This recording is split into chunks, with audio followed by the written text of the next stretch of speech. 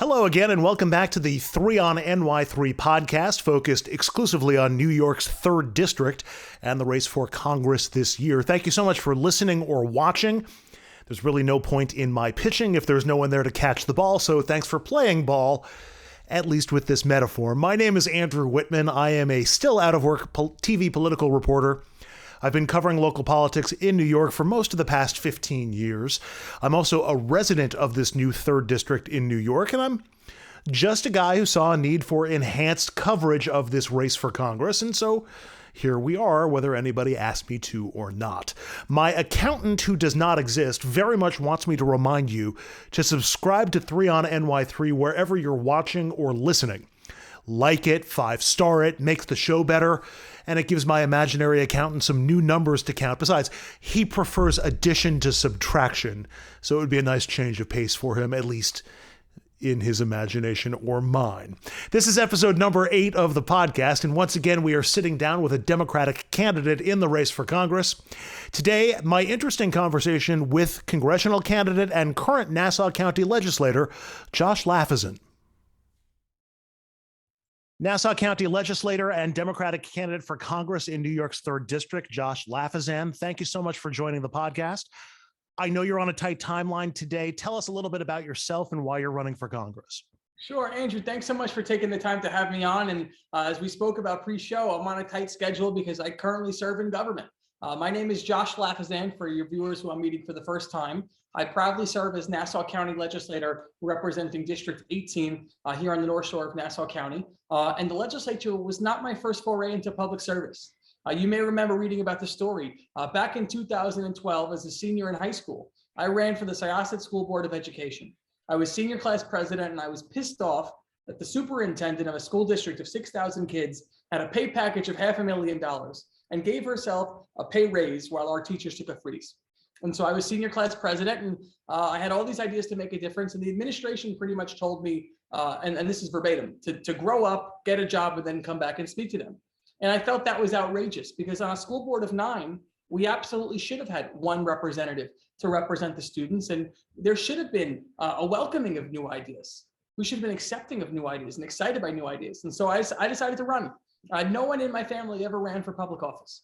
I'm the grandson of a Holocaust refugee and a Cuban immigrant who came to this country and built a middle-class life for their family and instilled in their grandson the belief that if you can make a difference in your community, then you have the obligation to speak up and serve.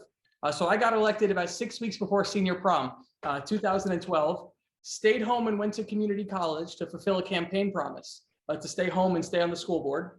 Got into Cornell for my bachelor's, but I was still on the school board. So I commuted 5 hours up to Ithaca every Tuesday and 5 hours back on Thursday for my bachelor's. Got into Harvard for my master's, 4.5 hours up to Boston on Wednesday and back on Thursday, because my commitment to my constituents is ironclad. It always comes first, even ahead of schoolwork, to the chagrin of my teachers. And I was at Harvard to become a college professor, Andrew. And then the county executive here in Nassau County was indicted along with the town supervisor. And once again, I got pissed off that in a county that wasn't even responsible for its own budget, because we still have a financial control board in Nassau.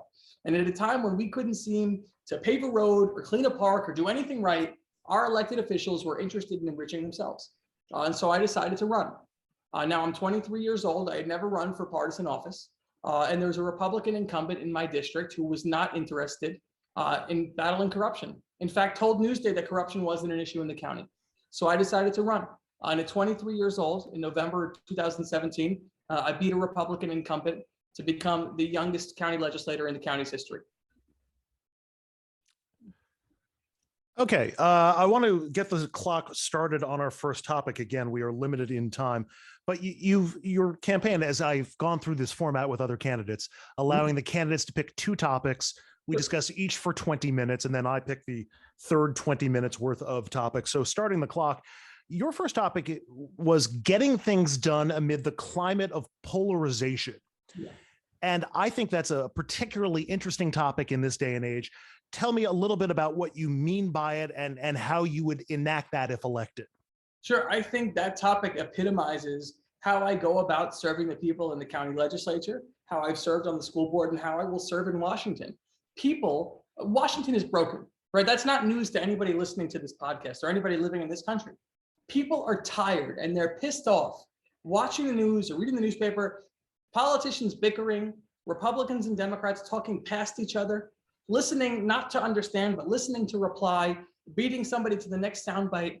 People in Congress more interested in getting famous or in going viral on Twitter than getting something done. I'm a serious lawmaker. I'm interested in the policy. And so the way I approach governing is the reason why I passed a record number of bills in the county legislature, caucusing with the Democrats in a Republican-led majority legislature. So people ask me, how did you get that done? First and foremost, I'm a person who builds coalitions to get things done. And I'm going to take you through a couple specific examples. I'm a big believer that it doesn't matter who gets the credit. What matters is, should a bill get passed into law? And so I care deeply about serving our veterans in this country.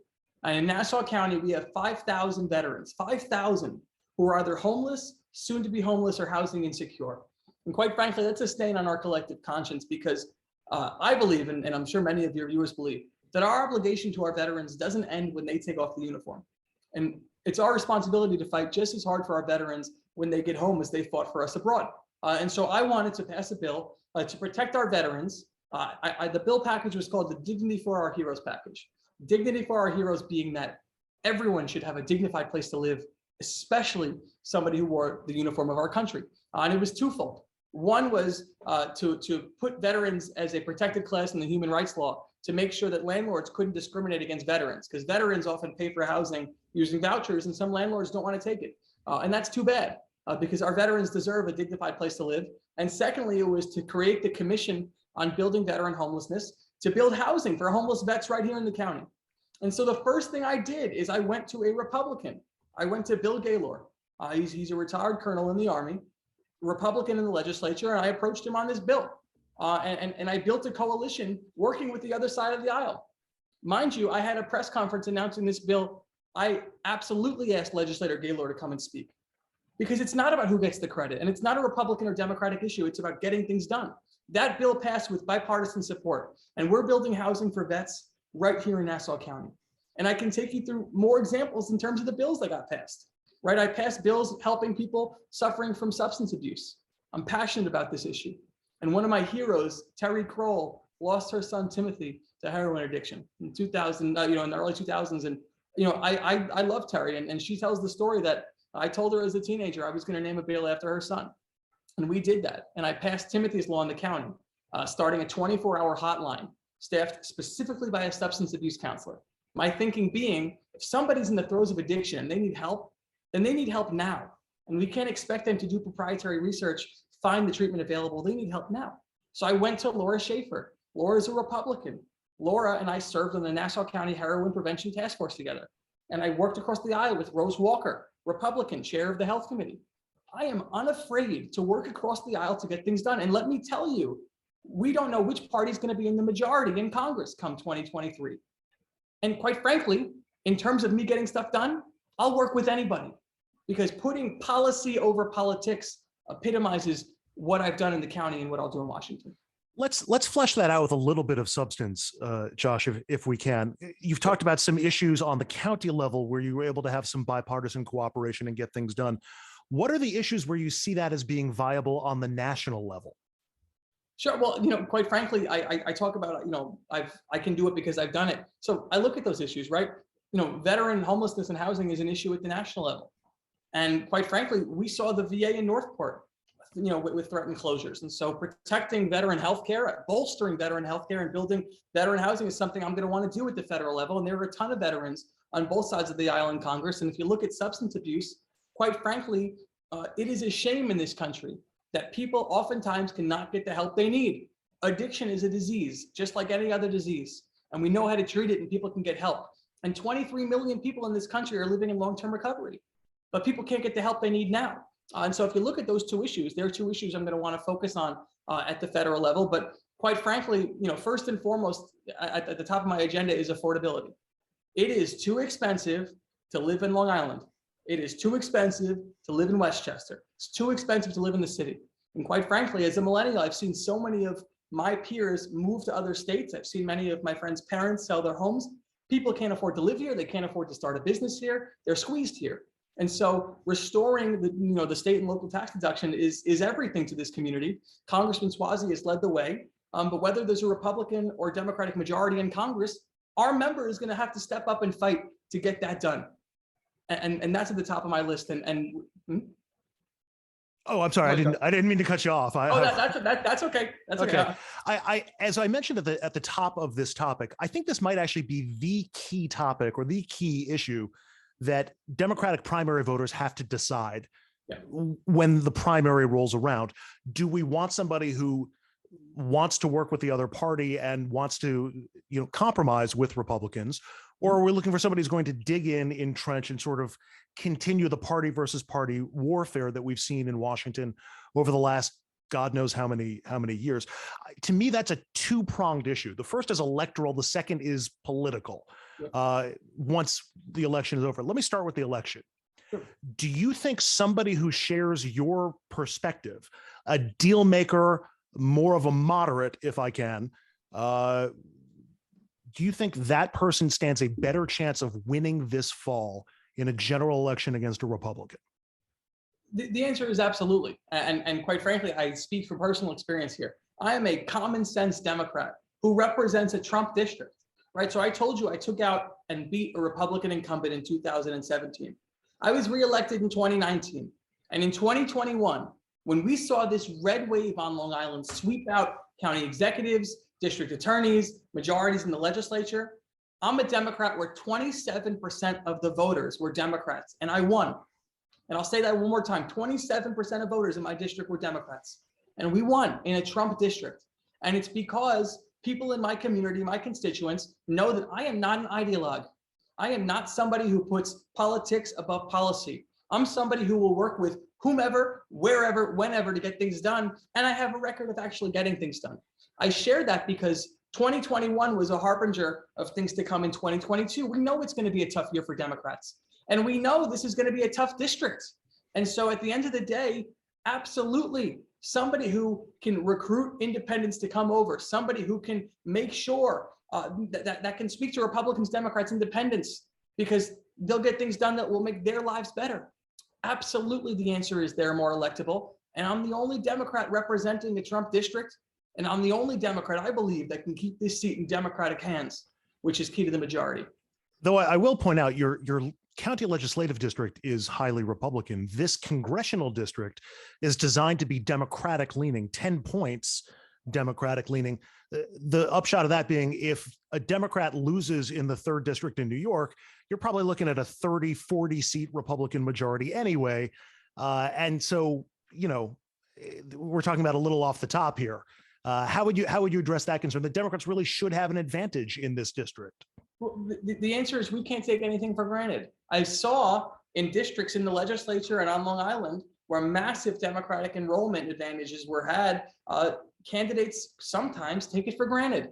And so I don't take any election for granted, because the work that needs to happen to help people's lives, oftentimes is the difference of whether or not they could stay in their homes, whether or not they can get their prescriptions. And the priorities that we have as Democrats, we want to make people's lives better, and we want to make people's lives better now. I understand that this is a Democratic leaning district, but this is a tough year. And we need a member and a candidate who's going to be able to raise the money to communicate with voters, and who's going to be able to go into all corners of the community and pull out the vote. I'm somebody who, I've ran for office 5 times. I've never lost a public election. And I will run like I'm down. And, I'm a former athlete, and so I talk about that. You play like you're losing in the 4th quarter. You run hard through the finish line. And that is my mentality every single election I run. I talked about the 2 prongs of this internal debate that I think Democratic voters may have ahead of the primary. If you're elected, again, you talked about best case scenario is you're going to have a Congress that's very much like the one we have now, a very slight Democratic majority, but that's not likely. What's much more likely is that there'll be a Republican majority in the Senate, a Republican majority in the House. And voters know about the value of compromise and bipartisanship. It's an inherent part of the country's history, going back to the formation of the Constitution, the work of Henry Clay, and even more modern examples. So compromise is essential. I understand that, especially if you're going to pass laws that are going to sustain themselves and stay for a while. But in the climate that we're in today politically, a lot of Democrats may be thinking, boy, somebody looking for bipartisanship is like bringing a knife to a gunfight, especially with where Republicans are on some of their positions. How would you respond? I'd respond that you can be, as I am, unflinching in my democratic values and my commitment to democratic priorities and principles, while at the same time being unflinching in my commitment to getting things done for the people I serve, regardless of who I work with. More than two things can be true at once, and they're not mutually exclusive. And mind you, I'm a Democrat that ran in a Trump district against a very well-funded Republican. And we came out, not running a soft campaign, we came out and we raised $300,000 for a legislative race. To put that into perspective, I'm pretty sure that was more than was spent on the entirety of the other 18 legislative races combined. Because we raised, and again, we spoke about running through that finish line. We raised the money to compete. We knocked 30,000 doors in the legislative race. We knocked the doors to compete. And so you can run hard and serve hard, but you can have a commitment to working with whomever to get things done. Because let me tell you, somebody who's considering selling their home because they can no longer afford their property tax payment doesn't care whether a Republican or a Democrat restores their SALT deduction. Somebody who's a senior in our community who's worried about paying a grocery bill or a medical bill doesn't care whether it's a Republican or Democrat who makes sure that we reduce their sky-high healthcare costs. Somebody living on the Long Island Sound, whether by you in Westchester or me on Long Island, doesn't care whether it's a Republican or Democrat who gets them funding to make sure that our roads have coastal resiliency, we're lowering those rising sea levels, et cetera. And so I am unflinching in my commitment to these democratic principles. Understood. You are not the only Democrat running for the House or in the House, running on a campaign to get things done and make deals. In fact, the man you'd be looking to succeed in Congress in the 3rd District has campaigned on that front and is campaigning for governor on that front right now. But those victories have been few and far between, if they have been there at all. You mentioned the SALT deduction. Republicans don't want to deal on the SALT reduction. So my question is, what tools do you have in your toolbox that no other Democrat in Washington seems to have to be able to work deals and get stuff done with Republicans? So I'll push back and I'll say it's not no other Democrat, because there are, Tom Suozzi, who's been a fantastic congressman, has gotten things done. Congressman Josh Gottheimer in New Jersey has gotten things done. And so there have been these deals, but they're few and far between. And quite frankly, I feel that it's few and far between because our members of Congress are very focused on the next election and aren't always focused on coalition building. I'm somebody who believes in the humanity of the people I serve with. I'm somebody who gets to know the people I serve with. I'm somebody who does not demonize somebody for the letter next to their name. I'm somebody who wants to understand where somebody comes from on an issue. And so in Nassau County, at 23 years old, a lot of skepticism about whether I can get stuff done. And I passed a record number of bills. And I'll take that same mentality to Washington. I can do it because I've done it, Andrew. Are you saying that Democrats in Congress today are more interested in perpetuating winnable election issues than they are in actually getting stuff done? No, I'm saying all 435 members have to fundraise way too much and we need campaign finance reform. That's what I'm saying. Okay. All right. So trying to figure out some questions that Democratic primary voters might have for somebody who's offering bipartisanship and offering compromise. I was looking in the Washington Post today. We're recording this on April 26th. Kevin McCarthy lying about his own words that he was caught saying on tape. David Perdue lying in a debate about the 2020 election. Donald Trump continuing to lie about the 2020 election. How do you reach compromise with people who are lying or don't push back on those lies and seem to operate under an alternate reality? Andrew, it's unspeakable that we are still, in some states in this country and in a party in this country, relitigating the 2020 election. It is unspeakable that what we saw in front of our eyes on January 6th, an insurrection in this country, a year later, there are now doubts over whether what we saw literally on our TV screens that day. It's unthinkable. And so at the end of the day, we're going to have to keep our Democratic majority. We are going to have to. If we do not, then we're going to have to approach issue by issue. And so if you look at the issues I care about, and when we spoke about the issues that we talked about in the county, right, working across the aisle on these issues, I am not so naive as to believe that we can seek compromise on every single issue. Quite frankly, we can't. And it's why we have to retain the Democratic majority. And it's why we have to elect electable Democrats in the primaries to hold on to these vulnerable seats And it's why we have to broaden the base to make sure that new candidates have the ability to run. Quite frankly, it's why I support term limits and campaign finance reform, but we'll get there in a second. There are some issues where compromise cannot be reached. And when we spoke about being unflinching, there is no room for any conversation about the legitimacy of the 2020 election. There is no room about what we saw on January 6th. And if folks are going to disregard the truth and quite frankly lie, then we have to call them out and to continue to do so. And it's why the work of the January 6th committee is so important. And it's why that report will be so enlightening. But whomever is in the majority, I will not shy away from working with members across the aisle or within my own party on the issues that my constituents care about. Because people in this country need help and people in this district need help. And so I approach my job every single day. I get up out of bed and I say, what can I do today to make a difference in the life of somebody in my district? I do not wake up like some members of Congress and say, what fight can I pick to get on national news?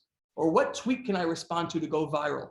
I am uninterested. I don't even know how many Twitter followers I have. I have barely any. Doesn't matter.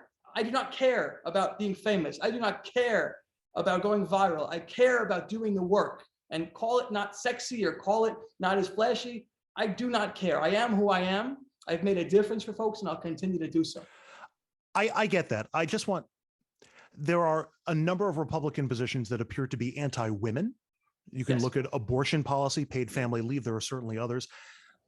You don't have to travel very far to find anti-transgender Republicans, anti-gay Republicans, opposed to immigration, even legal immigration. I mean, I understand there are you can't make deals on every issue, but don't you have to negotiate with a partner in good faith? And are there Republicans in Washington who are prepared to act on good faith? Andrew, there have to be. Otherwise, this paralysis that we have will just continue and nothing will get done for anybody. I am an eternal optimist, and it stems from my grandfather. I spoke about my grandfather being a refugee of the Holocaust and how my grandfather Boris, who saw the horrors of humanity and who bestowed those stories onto me, was still an optimist in the last days of his life. And so he instilled in me the fact that our better days can always be ahead, and always wake up with a smile and always be grateful for what we have and always think that things can be done. And so I have that, my grandfather's story, I carry that with me. And so the answer is there has to be. Otherwise, we'll continue to get nothing done. And if we get nothing done, everyone loses. And it's not everyone. The top 1% doesn't lose. They'll continue to make more money, but everyone loses. Everyone who needs help, everyone who needs healthcare costs to come down, everyone needs to breathe cleaner air, drink cleaner water, everyone who needs their taxes to be lowered and needs that deduction back. And so I'm an optimist. I cannot help it and I will not help it. This is who I am. It's why I've gotten things done and why I will get things done. But I want to say, and I want to be very clear here, my values and my morals wholly align with the Democratic Party. It's why I'm a registered Democrat. It's why I seek the Democratic nomination, because we spoke again about being uncompromising in those beliefs, protecting, women's reproductive rights, protecting the rights of somebody to love somebody and to practice religion and all of these things that Democrats care about. I am uncompromising in that. But I am also uncompromising in my optimism that my job on January 1st is to wake up and make people's lives better. It doesn't matter whom I work with. If I can make somebody's life better, that'll be a day well spent and I'll be a good congressman. We still have a little under a minute left in this first topic, but I'm going to stop the clock and start into the second topic again in the interest of trying to get through all of the stuff that we have on a limited amount of time. The second topic that your campaign selected or informed me of was climate change in the environment. Yes. So why don't you start by defining what the issue is and what specific areas of attack that you think you can implement to try to arrest some of the climate change and the problems we've seen in our district? The issue is that climate change is the existential issue of our time. The issue is that climate change dictates the future that we all will live, dictates whether we'll have a habitable planet, dictates whether sea levels will continue to rise and cities will be underwater, dictates whether people will be able to breathe clean air in the cities they live in, dictate the safety and security of folks where we're seeing once in 100-year storms happening every single year.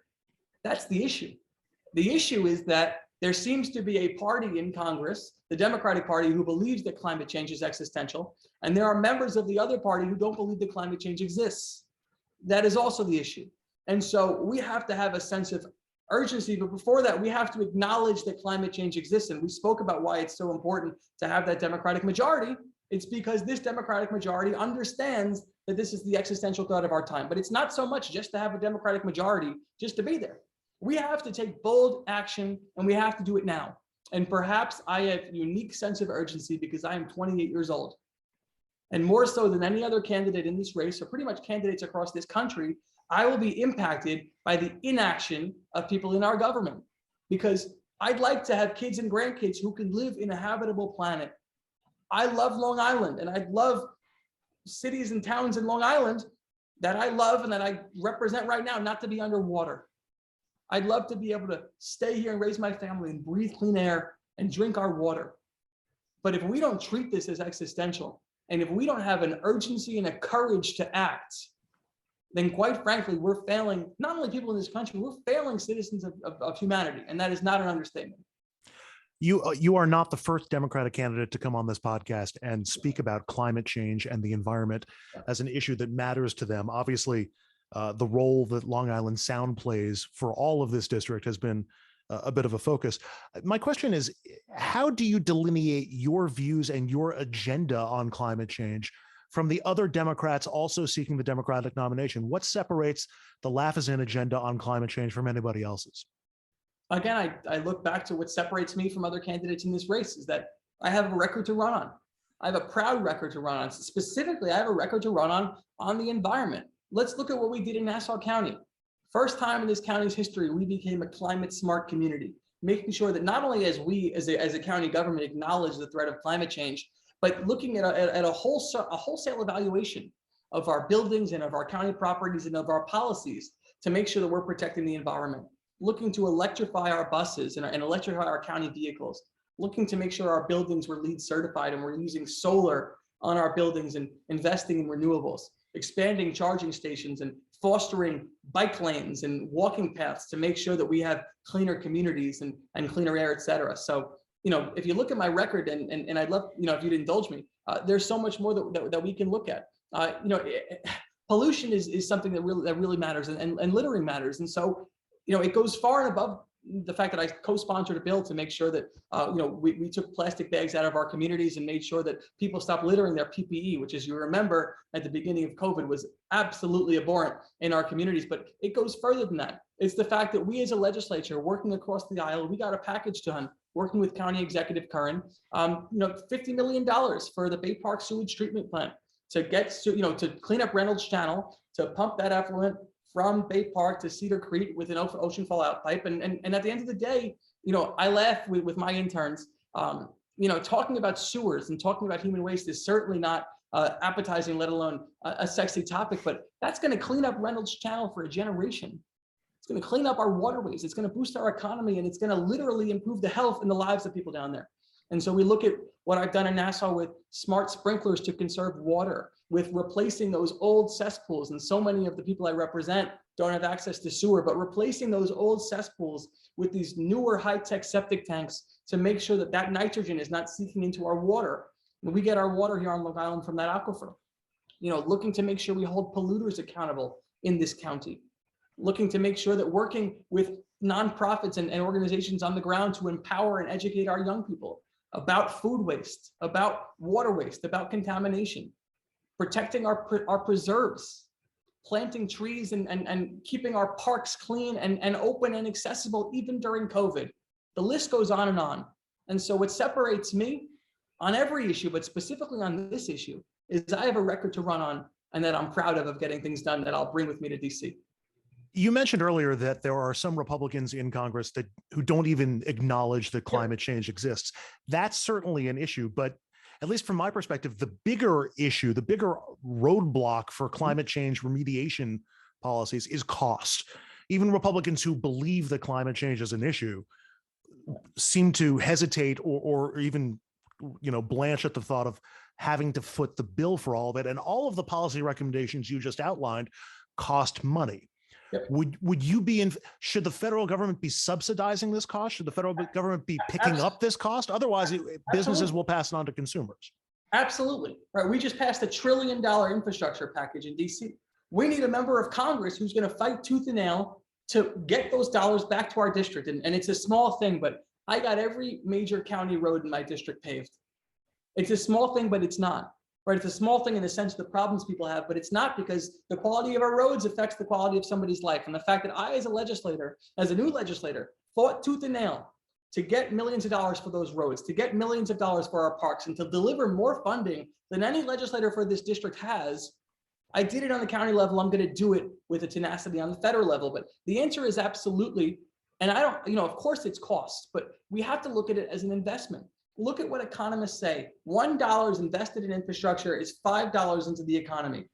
We have to create jobs in this country, and we have to lead here. Whichever country leads the world in renewable tech and clean jobs is going to lead in this industry for decades and decades to come. Look at what we did here with the internet in the 1980s and 1990s, and how Silicon Valley was birthed out of government support here, and the tens of billions of jobs, the tens of billions in dollars generated, and the millions in jobs generated, and world-changing technology from our government support. So clean tech and clean jobs, the government should absolutely lead. And let's get on a granular level here, right? So I visited Westchester, and in talking with local folks, we know that something as small as sewer laterals, right? It's hooking up a house to the main sewer line. Those need to be replaced. That's going to cost money. Homeowners can't shoulder it, and our local municipalities certainly can't shoulder it. It's something the federal government should absolutely get involved in, et cetera, et cetera.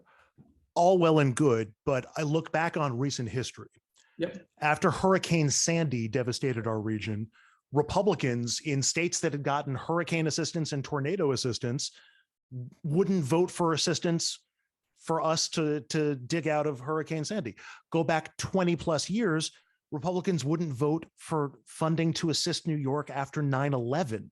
And we had to chase them for decades to get something done. What makes you think Republicans in Congress are going to vote money to remediate flooding in downtown Port Chester or downtown Port Washington?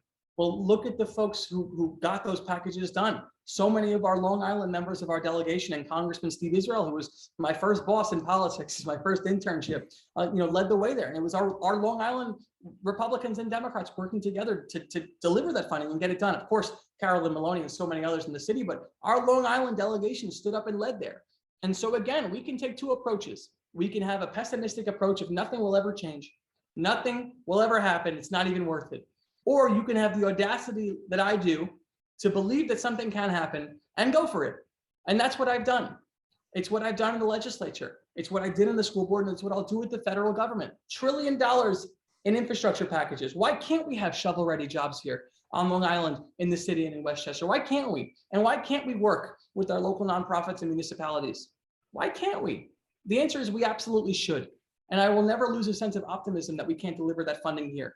But we need a member of Congress who's going to bring together coalitions to put pen to paper and say, here's exactly what we need, and let's go make it happen. Look at my district right now. I represent very small villages in the county. Thorn Lane, Matinacock, very, very, very small village. We secured $2 million in county funding for a very small village to fix a county flooding problem that would have forced residents to move out of their home.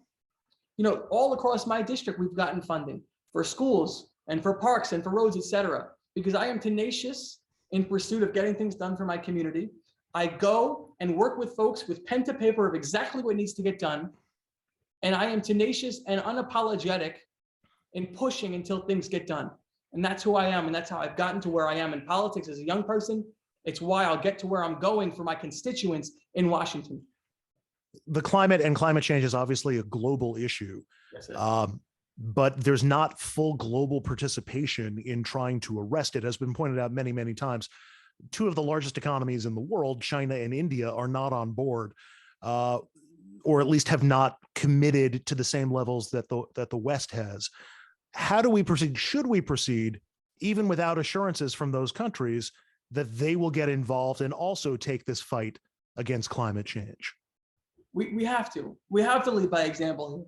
And this is a debate we have internally amongst my, I love having debates among my interns, because I as a side note, as a short digression, I make my interns during the debates take the position that they normally wouldn't take to learn both sides. And so this came up in terms of climate change and the Paris Climate Accord, et cetera. We have to lead by example. Even if other countries don't move, We have to lead by example because this is the United States of America. And if anybody doubted the indispensable role that the United States of America plays as the world's leader, look at what happened over the past 60 days in the war in Ukraine and how President Biden has led an international coalition, to support Ukraine and to push back the terrible horrors orchestrated by Vladimir Putin. This was President Biden and this country leading the way. It is this country that got the Paris Climate Accord done. And it's this country that's going to have to lead here. Quite frankly, the role of America, and this is debated on the national scale and within the party, I am a big believer that this country has an indispensable role to play in leadership in the world, in pushing for values not only of human rights, but of all humanity and mankind. And when it comes to climate change, we have to lead here, and we should lead here. There are lots of different ways of leading. One is leading by example. Another would be leading with the potential for punitive measures, the carrot and the stick, if you will. Should we consider sanctions against China or India if they don't come aboard on climate change? Well, quite frankly, I'm a big believer. You talked about the carrot and the stick, and I'm a big believer that in the transition we saw from President Obama to President Trump, President Obama building coalition and President Trump of this punitive nature, I believe we can get a lot more done on the national stage, leading with good faith and leading with measure that way. And so whomever is, for the next 10, 20, 30 years, the leaders of this country are going to have to build an inclusive coalition. If that fails, the definition of insanity is trying something again and again and expecting different results. If that fails, we can have a conversation.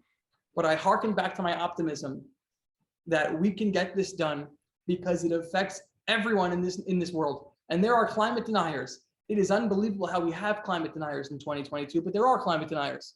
Every once in 100-year storm that happens every single year, it gets harder to deny. Every inch of the sea rises and that our coastal communities underwater, it's harder to deny. The issue is the more time we waste, the less time we have to solve this problem. And so we have to build a big tent inclusive coalition, but we got to have urgency to do it. Do you support nuclear power? Do you think the potential risk of nuclear power is worth the potential short-term environmental savings?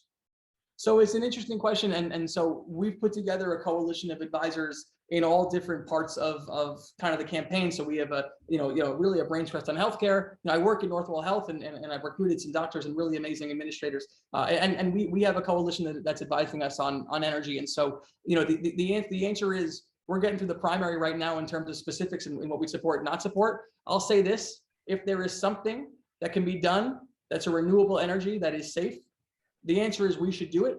But I don't answer questions in a vacuum, because at the end of the day, I'm a big believer in local government. I'm a big believer in local communities having a say in what affects their everyday lives. And so I talked about this with a group of folks up in Mamaroneck. I've never lived in Mamaroneck. I hope to represent Mamaroneck, but I am not going to tell somebody in Mamaroneck what is best for their daily life if they've lived there 20 years and I've been there for 20 minutes. And that's the answer, is I'm going to get to know this district before I make decisions of what's best for folks in this district. Fair enough. I ask because both Westchester and Long Island have had nuclear power plants in the past. Both are now shuttered, and there was some pretty vocal opposition to it. But let me come up with another concrete potential example for you. What about wind turbines in Long Island Sound? Sure. So offshore wind is absolutely a renewable energy source that we need to continue to support. We talked about investment in clean jobs, and it's also investment in this clean tech that's going to spur jobs and spur money into our local economies. So offshore wind is something that I have supported and absolutely do support. What about things like a carbon tax? I know that's been proposed in the past. We've done cap and trade in the past over things like CO2 emissions, and it actually helped rein in acid rain, which was the environmental buzzword in the 1980s, or at least during part of it. We basically put a cap and trade system in place and made it sort of a fungible economic tool. You can have pollution credits and that sort of thing. What's your take on that as a possible avenue? Sure. I mean, so if you look at, Democrats and Republicans working together here, look at what happened in Massachusetts with a Republican governor and Charlie Baker and Democratic legislatures. At the end of the day, corporations on their own will not move fast enough here. We know that, and it's foolish to believe anything otherwise. And so if our corporations and our biggest polluters are not doing enough to stem their influence on polluting our environment and their influence on climate change, then it's time that the government steps in with policy. And so the answer is we have to have that conversation because time is running out, right? Time is running out. Our scientists tell us, and it's not rocket science, that if we don't act in a certain time frame, then the effects of climate change will not be overcome. And so if corporations won't on their own, in good faith, spend money, which they don't seem like they want to do, then it's on the government to step up and make the rules to protect us all. And that would force the companies to abide by new guidelines, new restrictions. It would basically put the impetus on them. Well, no, we put the impetus on Washington to act here, right? There's many in Washington who say, "Oh, put pressure on the companies to act differently." We know that's not happening. That's not how things work, right? Oftentimes, the shareholder comes before doing the right thing. We've seen that throughout the duration of the stock market and the history of this country, right? Now, and I am a free market capitalist, and I believe that companies have a right to make money in this country, but I have a right to breathe clean air, and I have a right to drink clean water, and my right trumps somebody's right to make a profit. My right to live and to breathe clean air and to drink clean water, to live in a clean planet, trumps somebody's right to make a dollar. It sounds like you're describing an emergency. Should this be considered an emergency? Would you support the president taking emergency actions? We're in it. We're in an emergency, and I share that with such emphasis because this is no longer a debate. Climate change exists. It's no longer a debate. This is not the 1990s and 2000s. Climate change exists. We have the data. It is clear, and the evidence is absolutely crystal clear. So we are in an emergency, and government continues to lack the urgency to act. And so it absolutely is an emergency. And every day we fail to act, the emergency gets more severe and more severe and more severe until we reach a point where there is no turning back. That is not hyperbole. There's an issue in this conversation when it comes to climate change that many folks on the right believe this is hyperbolic. It is not. This is science. And so we're in an emergency, and it's time the government starts acting like it. Well, then, at the risk of merging this topic with the one we just finished, how do you convince? Is it even possible to convince Republican lawmakers in the House that this is an emergency that needs to be addressed? Because again, this may be Exhibit A of where the two parties are reading off a completely different script, and I'm not sure how you convince a party that brought a snowball onto the floor to say, look, this is proof that climate change isn't happening, that it is happening. Andrew, the answer to your question is it has to be possible. Right? We can take a pessimistic approach that nothing will happen, but it has to be possible. And so I look at Long Island. We have a Republican, Andrew Garbarino, who represents the South Shore of Long Island. His constituents are going to be disproportionately affected when it comes to the effects of climate change. There are Republicans who represent areas in the Midwest and areas in the heartland where once in a generation storms, tornadoes, and other terrible natural disasters are booting people from their homes. People are still not back in their homes from storms that happened 2, 3, 4, 5 years ago. And so at the end of the day, we have to work with Republicans to show them that their constituents are going to be affected by their denial here. And so the answer to your question is we need a Democratic majority in the House and the Senate. We need a Democratic president to get this done. But we can't throw our hands up if there's a Republican majority in Congress and say, oh, we'll try next time. We have to try immediately. My next question would have been, am I viewing this optimistically, pessimistically, or realistically? But we're almost out of time in the segment, so I'm going to stop, and I'll give you a stay on that quick question.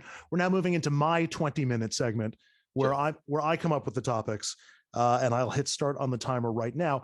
Before I get to some of these other things, I want to ask about bail reform, which has been an issue statewide. It's not exactly a federal issue, but it will come up during this campaign. What's your take on New York State's bail reform action? Do you think it has increased crime, and did it need to be pared back? It absolutely increased crime. It absolutely needs to be pared back. And quite frankly, we should have listened to first responders during the debate in the first place before Albany passed this bill. So absolutely, bail reform has been a disaster. Statistics prove it, but more importantly than the statistics, look, ask somebody on the street today if they feel safe in their community. The answer is they probably don't feel safer than they did a few years ago, right? Ask folks riding the subway or at Penn Station. Ask folks on the Long Island Railroad or the Metro North. Ask folks in their communities. There's a palpable feeling of feeling unsafe, and bail reform absolutely contributed to it. Brennan Center at NYU says there's no evidence that it actually led to an increase in crime. But you're certainly right about the perception. People feel as though crime is on the rise, and crime is on the rise, but people feel as though bail reform contributed to that. People are feeling less safe than they were before. Is this a factual issue, or is this a perception issue in your mind? Well, it's both. It's both. Speak to law enforcement, speak to first responders on the street. Bail reform absolutely has contributed to a rise in crime. But more importantly than that, look at the reality of what's happening. Auto thefts in Nassau County were up 207%. That was a report that came out yesterday. Mail theft is up. Identity theft is up. There is a palpability of fear. And there is also a reality that crime is on the rise. Crime is up. Gun thefts are up. And so at the end of the day, when I have a constituent last week who had an attempted break-in of their car, and then I have a constituent yesterday, right, who goes to the BP in Syosset only to show me an article of a car being stolen right where I get gas, right, down the road in Syosset. And obviously I drive a Tesla, but before that, where I got gas, right in Syosset. This is something that's affecting people every day in their local communities. And so the answer is it absolutely needs to be tweaked, and I applaud Governor Hochul for getting that done. I want to shift over to the state of the middle class. Yeah. You almost have to be in the middle or upper middle class to afford a life in New York 3, at least in most of the parts of the district that I'm familiar with. And yet the past 40 years, 4 decades plus, that the middle class in America has been taking it on the chin, making less money, shrinking in overall size, and of course now mixed with inflation, where the money that they're earning is worth less, even though they're getting raises at work, as people tend to go. How do we re-empower the middle class? How do we provide more security and safety economically for the middle class residents of New York's 3rd district? SALT, state and local taxes, is number 1, 2, and 3 on that list. Right, property taxes that we pay here on Long Island and Westchester are among the highest in the nation, and restoring that SALT deduction and getting it done is of course important. But there's so much more to do. Right, we have to look at why in this country, so few have so many, and the rest of us just haven't caught up. And it stems from the fact that we haven't made investments where they count. Take a look at the cost of college today versus the cost of college that our parents or grandparents paid. It's not rocket science why the cost of college increased, and absolutely there's been a burgeoning of the administration at these colleges that is outrageous. We know that. But states have cut funding to public colleges. And so people coming out of college are saddled with massive amounts of student loans, topped with the interest rates they're paying. And so it's no wonder why people our age, and if you look at Newsday had a great report on it, more millennials than ever are living with a relative. It's no wonder they are, because they're affording to save for a house and they're affording to pay off their student loan. And it's why I support free community college in this country. I went to Harvard and Cornell, and I started a community college, and I'm so proud to say it, because community colleges are incredible tools in this country. They're great opportunities for people to go. If they can't afford a full 4-year, they can go virtually, quite frankly, I worked as a basketball referee to afford to go freshman and sophomore year to Nassau Community College, and got into Cornell and Harvard. And my time at Nassau Community shaped me in terms of my professors were incredible, meeting people from all different backgrounds. And so investing in community colleges also goes hand in hand with making community colleges vocational hubs. Take a look in this country. There is a shortage of the workers in the trades, carpentry, electric, mechanics. And this is personal for me because my grandfather was a 50-year IBEW member. Amazing story. He learned how to be an electrician in the refugee camps in Poland, came to this country, and 50 years was an electrician. And a union gave him a shot at a middle-class life. I learned that trade, and had he not learned that trade, I don't know where my family would be today. And so are we investing in our middle-class workers to learn a trade, not only for people switching jobs, but for our young people? It's an interesting example that you mentioned with your grandfather being an electrician and being able to afford a place to live and raise a family on that. I'm not sure if an electrician starting today would be able to afford their own home in New York's 3rd district. Dovetails into the next point I was going to make. Sorry to interrupt, but it actually dovetails into the next, is that we have to build next generation housing. We have to build affordable housing. And I'm proud of my record here. In Nassau County, it is too expensive to live. Same thing goes for Suffolk and Queens and the Bronx and Westchester. And quite frankly, at 28 years old, I've spoken out. I got elected at 23. I was the only legislator in the building living with my parents. And I spoke openly about that because there was no place to go for young people. And it's why so many young people were fleeing to southern states. The housing supply has not caught up to the level where it needs to be. And anybody can remember basic economics of supply and demand. When that supply shrinks and constricts and demand is up, the price is going to go through the roof. And it's what happened. And so we need to build housing, and we need to build it now. And so if you look at Nassau County, we're redeveloping the hub. It's the area around Nassau Coliseum. I'm a huge Islanders fan. I'm glad we kept them in Belmont as opposed to moving to Kansas City or elsewhere. Wish we would have had them here in Nassau, Coliseum. And if you have a whole other podcast, I'll talk about the gripes of being an Islander fan. But if you look at redeveloping the Nassau hub, I, as the only millennial legislator in the county, pushed and said, if we're going to build housing, we should build next generation housing for young professionals to live here, to be able to want to live here, attractive housing. And we need to do so much more. And so we're building 500 units at the Coliseum. We need to do so much more, but it is pushing back against the NIMBYism that continues to not allow us to build, because it's hurting not only young people, but it's hurting the middle class and it's hurting everyone. Well, the flip side of that housing argument is that housing real estate is the single biggest investment that most Americans have. It's the single biggest source of their net worth in most cases. And you run the risk of reducing the value of people's existing homes and thereby reducing the value of that major investment by exploding the number of available units that are available. Yeah, go ahead.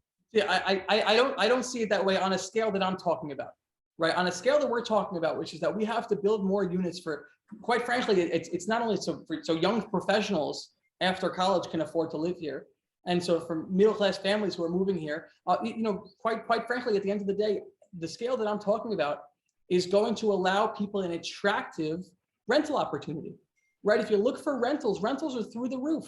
And so it's no wonder why so many young professionals with the privilege and opportunity of working remote are choosing to live in other states.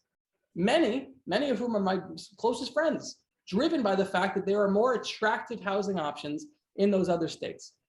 If we look at what we're going to do here on Long Island and what I want to do across the country, if we're investing in some of this next generation housing to allow young professionals to stay here, and quite frankly, to allow some of our middle class families to stay, at the end of the day, what it's going to do is it's going to invest money in our local economy. We spoke about $1 invested in construction and infrastructure, $5 into the local economy. It's going to expand the tax base because we're going to have a shrinking tax base if people continue to move. And it's going to make the region more attractive. And what happens, and I look at downtown Syosset where I live, these downtowns that are punching way below their potential, right? If you make downtowns more attractive and you make these areas more attractive and people want to live there, extended businesses come in, right? It becomes more attractive and lucrative to open up a cafe, to open up an antique shop or a specialty shop. And how it works, because our local governments are funded by sales tax. The more stores that are opening and the more bustling our stores are, the more well-funded our communities are and our governments are, and the more services we can provide. And it's this cycle of making our communities better. But it starts with the will to say that we do need to grow. And we do need to grow. And I'm unapologetic in saying that. As a resident of downtown Portchester, I applaud your focus on downtown areas, even suburban areas that need downtowns too. People often forget about that. But I want to go back because we got about half the time left in this segment, about 10 minutes. And your first answer on real estate and on affordability for the middle class was the SALT deduction, the SALT deduction, the SALT deduction. This brings us back to the divide in Washington between Democrats and Republicans right now and the current climate in Washington, because we're a year and a half into Joe Biden's presidency with a Democratic majority in the Senate, a Democratic majority in the House, and the SALT cap hasn't been repealed yet because there's not enough support for it. And next year, when it's expected very likely to have Republican majorities in both houses of Congress, that's completely off the table. I mean, Republicans do not want to play ball with the SALT tax. Earlier, you had talked about being optimistic about dealing with Republicans. And I question whether we should be focusing on optimism or realism. The reality seems to be they don't want to play ball. What am I missing? Well, so and just to clarify here, my optimism is that I'll work with whomever, right? Of course, I want a Democratic majority in the House and the Senate, and I want a Democratic president. And by the way, I'm playing my part. But you need partners willing to play ball with you. Yes, we do. Yes, we do. And so in terms of how do we get these Republicans to move here, we have to educate voters in the Republican districts that are getting hurt by the decisions their members are making. We have to educate Republicans in suburban areas. You know, I look at Suffolk County and Representative Garbarino, you know, we have to educate, you know, folks in Republican districts like that about the consequences that their elected officials are having on them by their inaction or quite frankly, you know, by their decisions on issues. Same thing when it comes to climate change. Right? Hurricane Sandy devastated Long Island. You know, we've had Republican members of Long Island who have spoken out on the fact that they don't think climate change is either real or they don't think climate change is a necessary goal. We are not doing a good enough job as a party, and we're not doing a good enough job as elected officials of educating the voters in those districts to move the needle here. Quite frankly, I think we can do a better job, and I think it's going to be effective. But I at the risk of harping, I've been hearing similar arguments from Democrats since the Reagan administration. We're just not doing a good enough job of messaging. Otherwise, people seem to be voting against their own economic interests or their own social interests. But that's 40 years ago, and nothing has broken through. Yeah. I wish you could bottle your optimism and sell it to everybody. What are you saying that I don't? Well, quite frankly, you know, you talked about 40 years. You know, 40 years is longer than I've been alive on this earth. And so I can't speak to the last 4 decades of what's happening, but look at Democrats and look at how we message. Defund the police was absolutely outrageous. Calling to defund the police was absolutely outrageous. The concept of defunding the police is absolutely outrageous. Yet Democrats across this country continue to either trumpet it or not speak out against it. And not only did it have devastation in terms of the areas that actually did defund the police, but it had political devastations for many of those Democrats in moderate areas. We don't message well. And quite frankly, the way I feel is that we don't have enough common sense members with the courage, with the ability to articulate, and with the messaging to speak to a broader audience. So what makes me different is a number of things. First and foremost, what makes me different is I'm a common sense Democrat who represents a Trump district. And so I have a history of winning 3 times in a Trump district, of speaking to voters who are not in my party and perhaps are not inclined to agree with me on issues, but finding a way to speak to voters on the issues and building a consensus. I'm a Democrat who caucuses with the Democrats within a Republican-led majority in the legislature and has passed a record number of bills. So what makes me different? I'm a guy who's gotten things done, building coalitions, bringing people together. And so I can't speak to the fact that things have been the way they are, but I am unflinching in saying today and tomorrow and the next day that so long as I am in government, it's my job to wake up, put a smile on my face, go to work, and make the lives better of my constituents.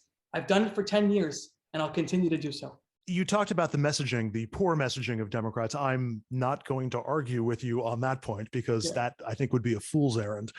But I do want to read to you a quote from Rick Scott, who's the former Florida governor. He's now a senator, and he's the head of the National Republican Senatorial Committee, as he outlined his agenda for a Republican majority. Because the upshot of this is if you're the nominee in New York's 3rd district, they're going to paint you as AOC, whether you are AOC or not. Here's the quote.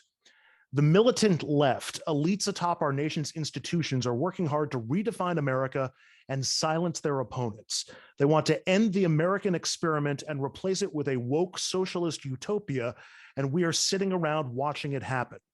Yes, so that's your Republican opponent, if you win the nomination, is going to say that about you. And Andrew, to your point, and the reason I'm so eager to respond here is because I've seen that playbook. I ran against a very well-funded opponent and a very well-funded political party.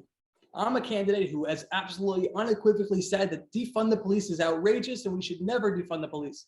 And I was a candidate that had the backing of first responders and law enforcement. And they still ran ads saying the contrary, and they still tried to paint me a certain way. I am unafraid of this fight. I am unafraid to speak up for truth. I am unafraid to call a lie on its face. And I am unafraid to go into a debate with anybody who's nominated on the other side and say it. And it's why, as a Democrat, I won in the Trump district this past time. It's why those attack ads didn't beat me. It's why when other colleagues in similar districts across Long Island lost, I didn't. I am unafraid to call out the nonsense that it is. And what Rick Scott just said is absolute outrageous, egregious nonsense. They tried that playbook. It didn't work. Let them try it again, and we'll beat them in November. I'm curious. I asked you at the very beginning why you were running for Congress, and let me change the view on this. And the focus was on the positive things that you can do and the work that you'd like to get done. Mm-hmm. As we've talked about it, though, odds are you're going to be in the minority if you're elected to Congress. It looks like Republicans are going to have a very good year. Why would you want to go to Washington and be in the minority and have to put up with Kevin McCarthy and Marjorie Taylor Greene and Lauren Boebert and Matt Gaetz and so on and so forth, and the policies they're pursuing? So I'll tell you, I spoke about my optimism. My optimism is that the Democrats are going to be in the majority in the House. My optimism is that the Democrats are going to be in the majority in the Senate. My optimism tells me that if they are not, that I'll still get up to work with the same demeanor every single day. Why am I running for Congress, and why would I want to go? I've been asked that question. Why would you want to go to DC if you think you're going to be in the minority? First of all, serving in Congress would be, the greatest privilege of my life. But I've served in government for 10 years. There has been nothing in my life that I've done that's been as gratifying as serving in public office and making a difference for somebody. And I'm not just talking about passing a bill. And I passed a record number of bills. And I'll take that same energy and same tenacity to do so in DC. I'm talking about making a difference in somebody's life. And it's not something as small as getting a pothole fixed in somebody's house, which, by the way, is the world to them when it happens. I'm talking about getting somebody who is denied access to benefits, getting them the help they need. I'm talking about the fact that during COVID, I recruited 300 volunteers to shop for senior citizens who couldn't leave their homes. And we're still shopping for seniors who can't leave their homes today. I'm talking about the fact that we set up systems to help teach seniors how to use technology to connect with folks during COVID. I'm talking about the fact that we set up free workshops, whether it's Medicare and teaching about access to Medicare. We set up workshops on how to get involved in the environment and how to keep a sustainable home. Free workshops, things that go way above and beyond raising my hand for a vote in Mineola in Nassau's capital. So why do I want to serve in Washington? Why do I want to run for Congress? Because I believe in my heart that I can help make somebody's life better. And additionally, and last but not least, this is the greatest country in the world. This is the absolute greatest country in the world. Nowhere in the world is my family's story and my story possible in this country. And I want to fight tooth and nail to make sure that kids all across the country have the opportunities I did to pursue their dreams and to do whatever they want in this life. That's why I'm running for Congress.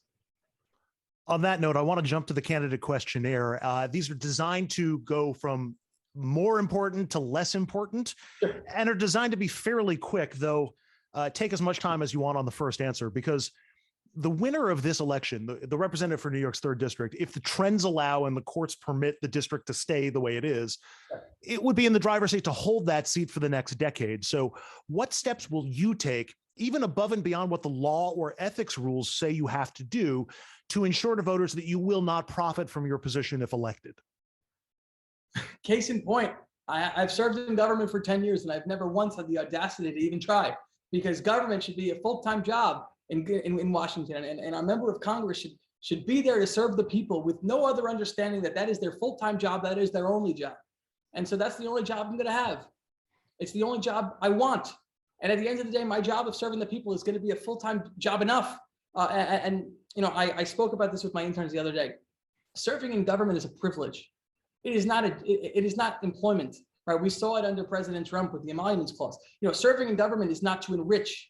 That's how people wind up in jail. Serving in government is to serve others. And so the answer is, I've served in government for 10 years. I've served with integrity. I've served with dignity. And I believe I've served with grace, and I'll do the same in Washington. Do you promise not to trade stock, even if that is not banned for sitting members of Congress? Not only do I promise, I sold all my stock because I believe that members of Congress shouldn't be able to trade stock. I sold it all in anticipation of being able to serve in January. I'll co-sponsor that bill. It's outrageous that we're even having this debate. You could have just given some of that stock to me. I would have taken it. Second question, if given your choice, which congressional committees would you want to sit on and why? Yeah, so the answer is there's many I'm interested in, and I'm going to want to do the circuit when I'm a new member to figure out what I'm passionate about. I think education is the most important thing we do in this country. I have a master's from Harvard in education policy. I served on the school boards for 5 years. I think our public schools are incredible and need more support. I think our teachers are incredible and need more support. And I think public education is, and will be the great equalizer in this country. So I think the Education Committee is definitely something I'm interested in. Next question, assuming that the mainstream reporting, Washington Post, New York Times, CNN, is accurate, should Donald Trump face criminal prosecution? Absolutely. Should Clarence Thomas be impeached? See, that's I have a constitutional professor at Harvard who I spoke with about this. So my view is this: so long as there is a legal mechanism, then the answer is absolutely. Even if the risk of doing either is that Republicans almost guaranteed will prosecute Joe Biden, whether there's reason to or not, or try to impeach Elena Kagan, whether there's reason to or not. But look at the risk of inaction. The risk of inaction is saying that somebody is above the law. President Trump violated the law, and to say that we won't go after President Trump because of political ramifications is saying that somebody is above the law. Nobody is above the law in this country. Next question, is there ever a circumstance where it would be appropriate for a member of Congress to lie to his or her constituents? Never. Absolutely not. Never. What about not telling the whole truth? That's lying by omission. There is a difference between being on a confidential committee and saying, as I do, I serve on the finance committee, so I have confidential briefings on lawsuits and on other pending litigation. I tell my constituents I can't comment, but there is never a time where I don't come out and say the full truth. Omission is a form of lying. Can you name a public policy position or a decision that you've made in the past with which you now disagree or regret? Sure. So I talk about it all the time. I ran for school board, reelected in 2015, and I campaigned against a candidate, and I campaigned with what I felt was a personal attack against that candidate, and I've since apologized because politics should never be ad hominem. And the person accepted my apology, by the way. But I'm a big believer that politics should never be ad hominem. That we should stick on policy, and that when people serve in the arena, when they step up to run and put their hat in the arena, as Teddy Roosevelt said, that it should be all about policy and not about the personal. Is there a policy position that you hold that you think is out of step with the bulk or the majority of your own party? So I am a Democrat who believes that defund the police is absolutely outrageous, and who believes that law enforcement plays a role in our society that's important. We can talk about, and we need reform in this country. And that is something that we're going to have to continue to talk about. Right. If you look at the first piece of reform when it came to policing on Long Island, it was my bill with legislator Bino looking at mental health response. But I'm a Democrat who says, looking right at you, Andrew, that law enforcement plays an important role in our society, that defund the police is outrageous, that bail reform is wrong. And I believe many in my party would disagree with me. If you're elected to Congress this year, you'll be up for re-election in 2024, which is a presidential election year. Should Joe Biden be the Democratic nominee for president in 2024, or should he step aside for a new generation? He absolutely should. What he has shown during the last 60 days during the Ukraine crisis is he is a capable and the capable leader to lead a coalition of democracies in this world against aggressors and against the basic levels of humanity. Absolutely. Best Republican idea you've heard lately? Best Republican I heard, from my brother Justin. It's from my brother Justin. There's a couple of parks, that we want to expand. And this is why I love local government. And quite frankly, I'll miss local government, and I'll always want to have tentacles into local government because it's where things get done. We want to expand the types of sports that people can play because it's important, especially as we saw during COVID, to allow seniors to continue to have an active lifestyle. So he was telling me all about pickleball and how important pickleball is, and how it's an alternative to tennis, and how we should use some money that we have to invest in our parks and upgrade our parks. Best Republican idea I heard lately. That counts. We're closing in on the end here, but I want to try to get through them all if we can. Could you ever see yourself supporting Andrew Cuomo in the future?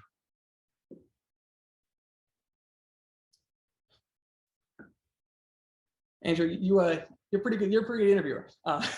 The answer is no.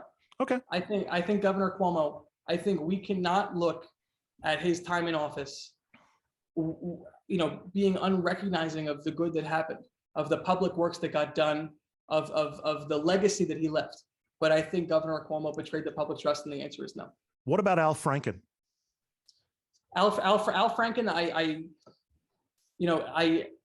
I spoke to my father about this, and I spoke to my brother about this. I think redemption and is something we are grappling with in this country. I think the concept of cancel culture outside of this conversation, this concept that somehow human beings in our worst moments are to be judged in the public for all of eternity is outrageous, because quite frankly, the people on Twitter who are canceling don't have to subject themselves to that same scrutiny. And so I think that's outrageous. But when it comes to Al Franken, the answer is I don't know. Have you ever imagined yourself in any sort of dream or fantasy as the president of the United States? No, absolutely not. I joke that I wouldn't wish it on my worst enemy. No, the answer is I want to serve in Congress, and I want to serve in Congress for 12 years because I think there should be a term limit for 12 years, and I want somebody else to be able to step up and serve. Name your favorite sports teams. I mean, this is like commiserating here. Islanders, Mets, Jets, and Knicks. Although the Mets had an amazing win last night, at the top of the ninth with that rally. I'm obliged to follow up because the Islanders are the low-hanging fruit in this district because they're either in the district or they're across the street from the district. So, serious question, how much of an Islanders fan are you? Let me tell you, I had corrective jaw surgery and I watched one of the games in the hospital bed. That's how serious, I had, still nauseous and still a little bit groggy from anesthesia, but I wasn't missing the playoff game last summer. Can you name any two current Islanders? I'm sorry. Come on. Yeah.